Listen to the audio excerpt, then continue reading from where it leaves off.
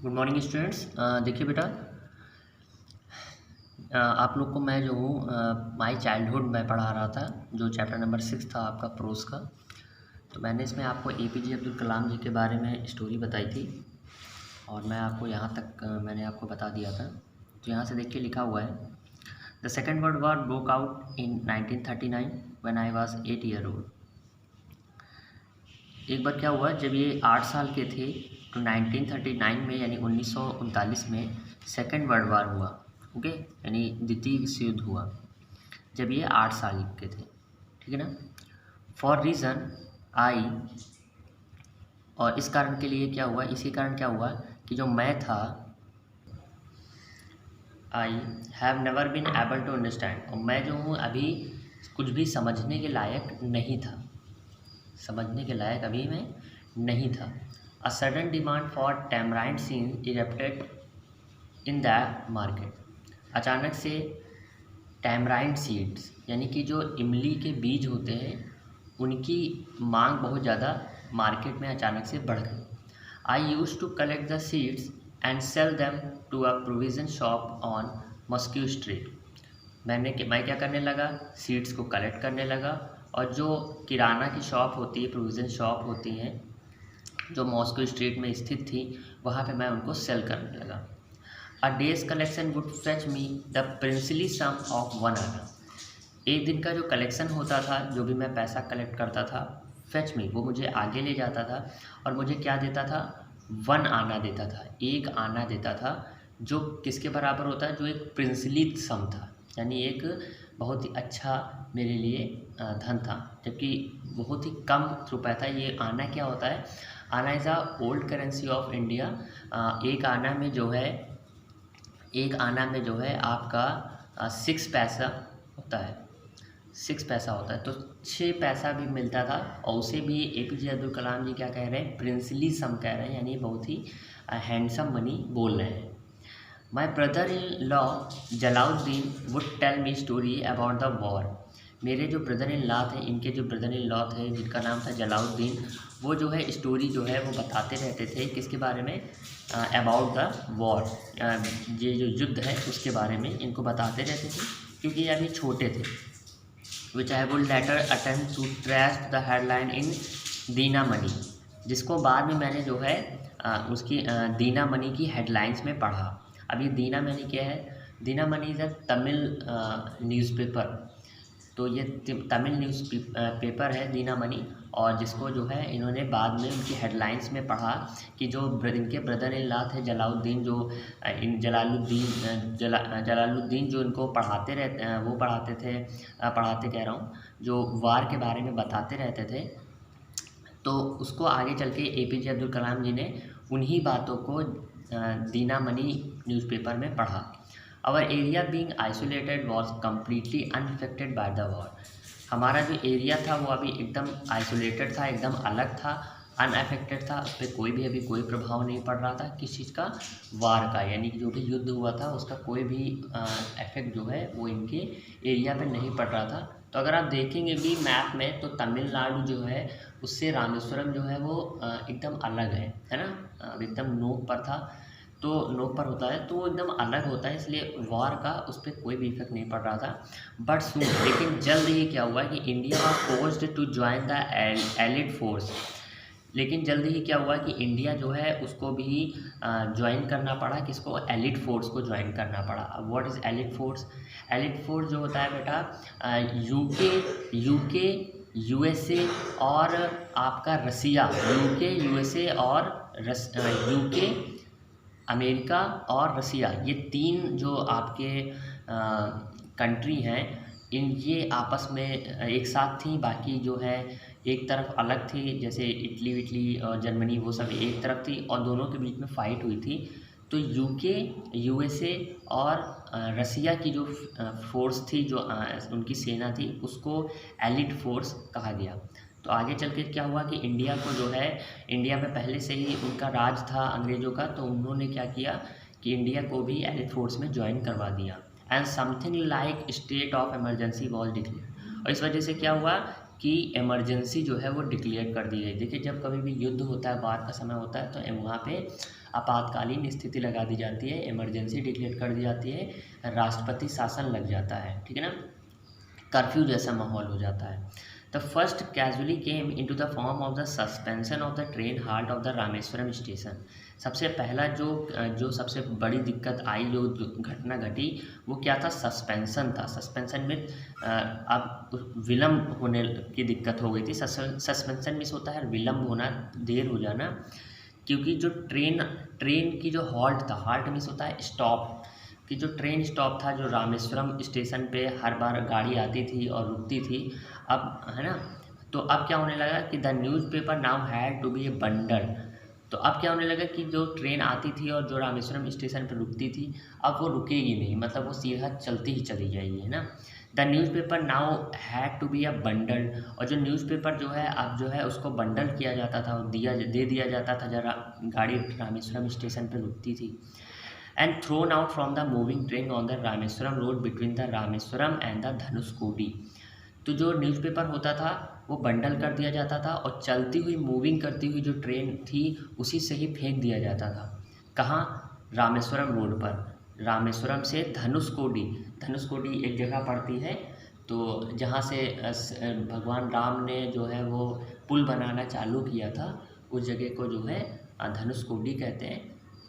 तो धनुषकोडी जो है आपका और रामेश्वरम, इन दोनों के बीच में जो है APJ अब्दुल कलाम जी बता रहे हैं कि रामेश्वरम में ट्रेन रुकती थी और जो है हम लोग वहाँ से न्यूज़पेपर ले लिया करते थे। लेकिन हुआ ये कि अब जो है वॉर की वजह से इमरजेंसी डिक्लेयर हो गई और जो ट्रेन थी वो सीधे लगातार चलती चली जाती थी, तो रामेश्वरम में रुकती नहीं थी, वो सीधा धनुषकोडी चली जाती थी, जिसकी वजह से जो न्यूज़पेपर होता था वो चलती हुई ट्रेन से ही फेंक दिया जाता था। Okay, that was my cousin Samsuddin who distributed newspaper in the Rameswaram. तो इनके एक कज़िन थे, ठीक है ना, जिनका नाम था शमसुद्दीन, जो क्या करते थे, जो डिस्ट्रीब्यूट करते थे न्यूज़पेपर्स को, कहाँ पे? रामेश्वरम में। To look for a helping hand to catch the bundle, और उनको जो है एक मदद की ज़रूरत थी जो इन बंडल्स को कैच कर सके, पकड़ सके। As if naturally I filled the slot, और मैं जो हूँ, मैं इस चीज़ के लिए पूरी तरीके से बना हुआ था, मतलब APJ अब्दुल कलाम जी कह रहे हैं कि मैं इस चीज़ में माहिर था।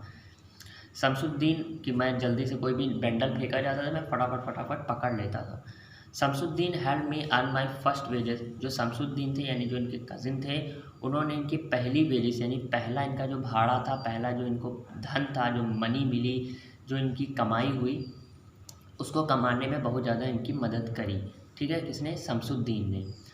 हाफ आ सेंचुरी लेटर का मतलब होता है 50 साल, है ना, 50 साल।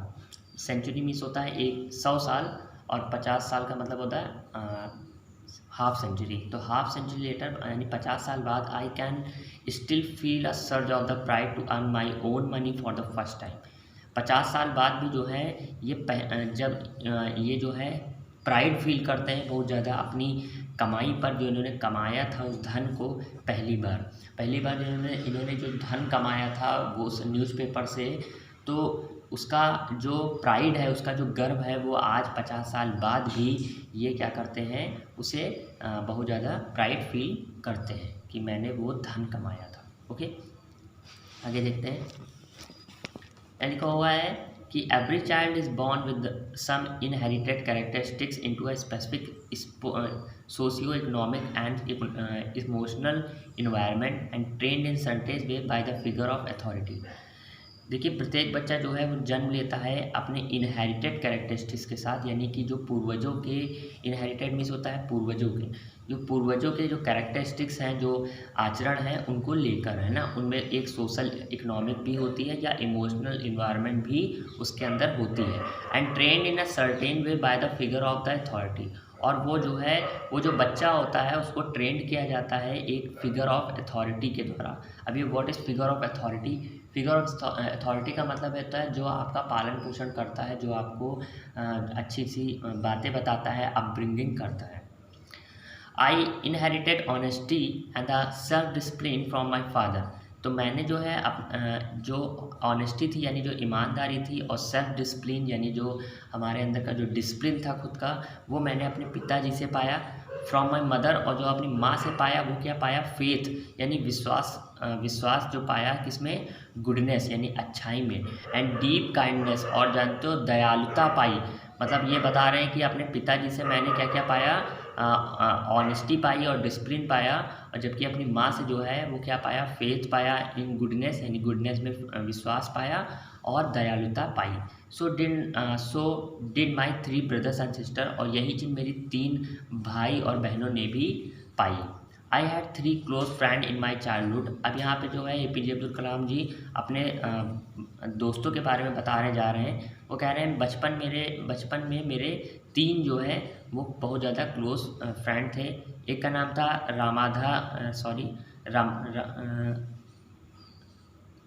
रामानंद शास्त्री, एक का नाम था अरविंदन, एक का नाम था शिव प्रकाशन। तो शिव प्रकाशन, रामानंद शास्त्री और अरविंदन, तो थोड़ा अजीब से नाम थे, एक्चुअली साउथ इंडियन है इसलिए से। All these boys were from Orthodox Hindu ब्राह्मण फैमिली। ये तीनों ही लड़के जो हैं, तीनों ही बॉयज़ कैसे थे, वो हिंदू ब्राह्मण फैमिली के बहुत ज़्यादा ऑर्थोडॉक्स थे, यानी बहुत ही ज़्यादा स्ट्रिक्ट रूल्स को मानने वाले थे, यानी रूढ़िवादी थे, ठीक है ना। A children none of us ever felt any different among our self because our religious different and upbringing. लेकिन हाँ, इन बच्चों में जो है हम लोगों में आपस में, जबकि मैं मुस्लिम था और बाकी सब हिंदू थे, है ना, फिर भी जो है कोई भी डिफरेंस जो है, कोई भी रिलीजियस डिफरेंस जो है वो नहीं था, है ना। हम लोगों के बीच में कोई भी रिलीजियस डिफरेंस को हम लोग के बीच में कोई भी नहीं आता था, धार्मिक कोई भी अंतर नहीं आता था। हम लोग हिंदू मुस्लिम थे लेकिन फिर भी खूब अच्छे से खेलते थे, रहते थे। एंड अपब्रिंगिंग, और हमारा जो अपब्रिंगिंग है यानी जो हमारा पालन पोषण हुआ था, उसमें भी कोई भी ऐसा नहीं था कि हिंदू मुस्लिम का कुछ अलगाव हो। इन फैक्ट वास्तव में Ramanand Shastri was the son of पक्षी लक्ष्मण शास्त्री। जो रामानंद शास्त्री था, जो इनका फर्स्ट वाला फ्रेंड था, वो किसके लड़के थे, पक्षी लक्ष्मण शास्त्री के लड़के थे। और ये पक्षी लक्ष्मण शास्त्री कौन है, the high priest of Rameswaram temple. Rameswaram temple के सबसे बड़े पुजारी के लड़के थे, यानी जो रामानंद शास्त्री थे वो क्या थे, वो पक्षी लक्ष्मण शास्त्री के लड़के थे। और ये पक्षी लक्ष्मण शास्त्री कौन थे, रामेश्वरम मंदिर के सबसे बड़े पुजारी थे। Later he was took over the priesthood of the Rameswaram temple from his father. और बाद में क्या हुआ कि जो ये रामानंद शास्त्री थे, उन्होंने क्या किया कि जो अपने पिताजी थे उनसे रामेश्वरम टेम्पल की प्रीस्टहुड ले ली। आगे चल के वो भी एक बड़े पुजारी बन गए। Aravindan went into the business of the arranging a transport for visiting pilgrims. Okay, Aravind went into the business of arranging transport for the visiting. और जो अरविंद जो इनके सेकंड फ्रेंड थे, वो कहाँ गए थे, बिजनेस करने लगे। किस चीज़ का बिजनेस करने लगे, of arranging transport for visiting pilgrims. वो क्या करते थे, जो भी पिलग्रिम्स आते थे, यानी जो भी तीर्थ यात्री आते थे, उनके ट्रांसपोर्ट को विजिट करते थे और अच्छे से कैसे वो आएंगे, मतलब उनका सारा ट्रांसपोर्ट का काम वो देखने लगे आगे चल के, बड़े जब हो गए। एंड शिव प्रकाशन, और जो उनके थर्ड फ्रेंड थे जो शिव प्रकाशन थे, became a catering contractor of the southern railway. वो क्या बन गए, वो कैटरिंग का काम करने लगे, यानी खाने पीने का काम करने लगे। जो साउथर्न रेलवे पे जो भी लोग आते थे पिलग्रिम्स, उनके खाने पीने का सामान काम देखने लगे। यानी सब लोग बड़े हो गए, उनके तीनों फ्रेंड, और तीनों फ्रेंड उनके अलग अलग जगह पे चले गए। एक फ्रेंड जो है वो रामेश्वरम टेम्पल का पुजारी बन गया, आगे चल के अपने पिताजी की चीज़ ले ली। और जो दूसरा था वो ट्रांसपोर्ट में चला गया, पिलग्रिम्स के ट्रांसपोर्ट को देखने लगा। और जो थर्ड वाला था वो क्या करने लगा, कैटरिंग का वर्क देखने लगा। जबकि अब हमारे APJ अब्दुल कलाम जी क्या बने, हमारे राष्ट्रपति जने, एक महान साइंटिस्ट बने। ओके, तो यहाँ तक हमने पढ़ लिया है, आगे का हम लोग कल पढ़ेंगे। Okay, good day.